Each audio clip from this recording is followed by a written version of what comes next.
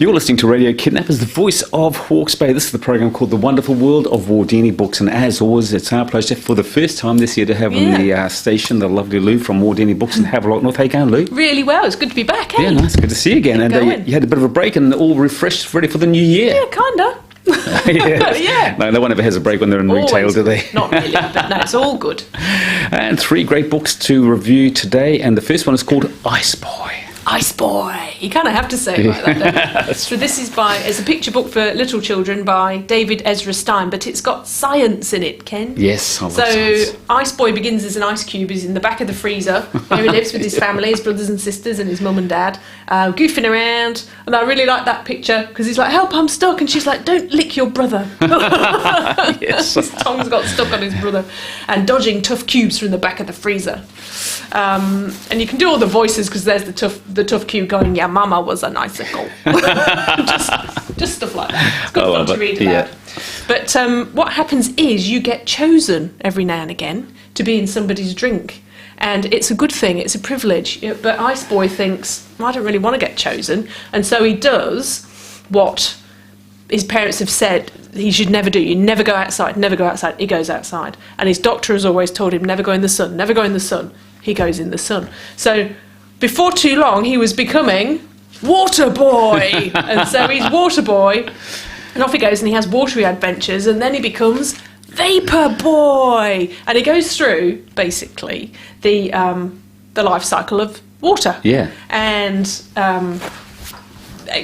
becomes ice again at the end and has a happy reunion with his parents. And it's just a really good way of looking at science, but you can do the voices as if it's a superhero. Indeed. And at least it had a happy ending. It does have a happy ending. It didn't end up as a drink in someone's tummy. No.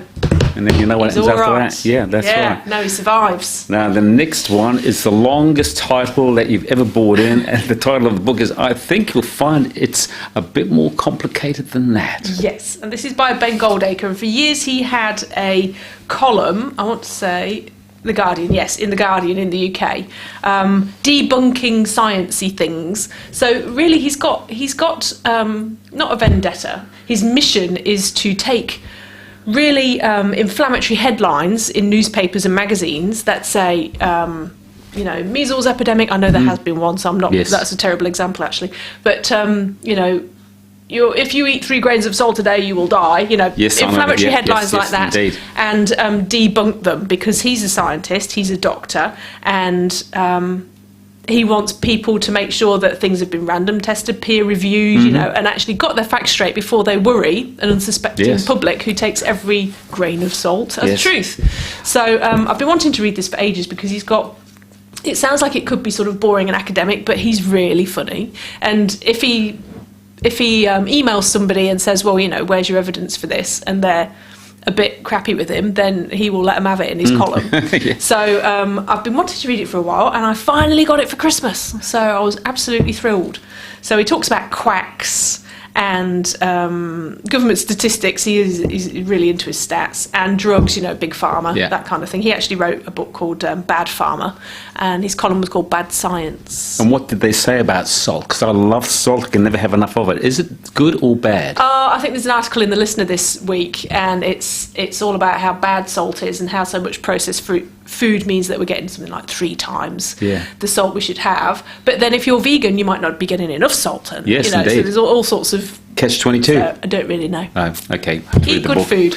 Indeed, that's what I do. Fish, chips, that sort of stuff. Yep, bit of salt. Yeah, that's right, loads of salt. And our last book is called In the Clearing. In the Clearing by J.P. Pomadi. Yes. I will have mentioned him before because he came to our Readers' Writers' Festival last October, and he was fabulous. So we had him on a crime panel then, and he was discussing his first book, Call Me Evie, and this is his second novel, In the Clearing.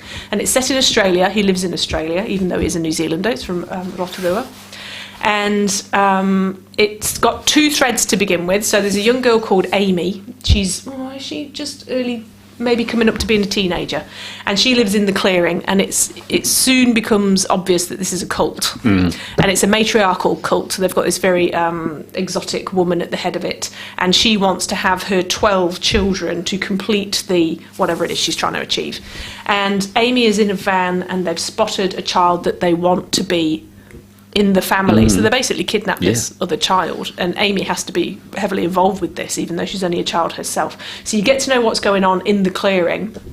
And then there's a parallel story about Freya, and she's taken herself a little bit off grid. She works in the town as a yoga teacher, but you're constantly aware that she's kind of faking it. So she wants to be the yoga person, and she gets her smoothies from this place, and she blends in, and she's got an 8-year-old son, but really she's kind of trying to live off grid. So there's something not right there, and she is overly concerned with her son's security and safety, so she's very overprotective as well.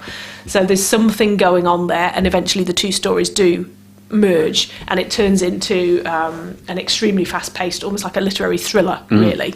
So really tense and very good characterisation. How did you rate it out of 10?